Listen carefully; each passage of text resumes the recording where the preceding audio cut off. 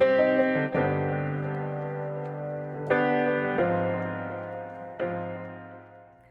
it's me, Becca, your friendly neighborhood writer. I'm here to talk to you about writing while I do mom things. Let's go. So for this video, I'm going to be talking about dialogue and how to help you make it come off more natural with your characters. Keep in mind, if this is your first draft, you haven't gone through the editing process yet, just get all of your dialogue down and everything right now, and you can come back and fix it later. Now that you have all of your dialogue down and written, you're going to want to read it aloud to yourself so you can hear it. A lot of times when you're just looking at it and reading in your mind, it may seem completely normal, natural flow as well. But then when you read it aloud, you realize it's like a tongue twister. A human being would not talk like this, things like that.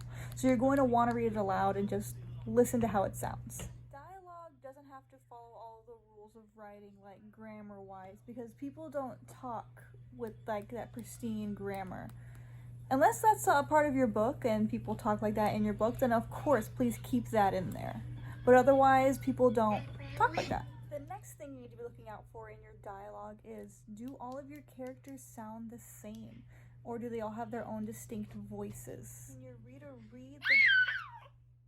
Can your reader read the dialogue and know what character is speaking without you having to specify with saying he said, she said? Dialogue can be used as a great tool to show a character's personality rather than just like telling people like, oh, this person is witty in the story.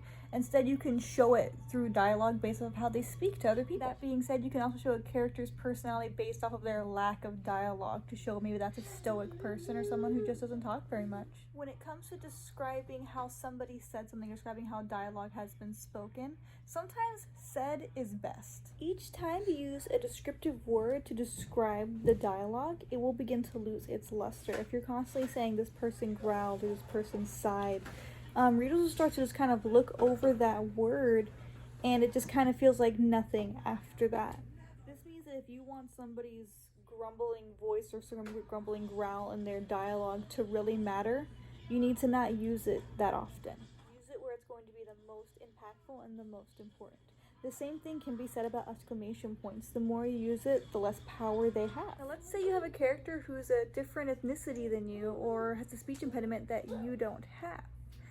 I would say do a lot of research. Do your research and make sure you're going to get it right, because you don't want that to come off as rude or not authentic. But that can be said about anything that doesn't come from yourself or you don't understand quite well. Make sure you're always doing your research. So those are the major things I've seen with dialogue. But one minor thing I've only seen a few times while beta reading or editing for other people, and that is make sure you write your dialogue always in present tense as if it's being spoken at that moment. That's just for the dialogue, and then once you have your quotations, you go ahead and you can say said or say whatever tense you're writing in. I haven't seen this very often, but it is a mistake I've seen a few people make, so just keep an eye out for that, because when you're speaking, you're always speaking in present tense. You don't speak in past tense when you're physically talking to somebody, so make sure your dialogue shows that. So like always, I hope this video helped even just one person. If you have any other questions about dialogue, go ahead and leave it in the comments below and I'll try to get to it in a later video. Bye!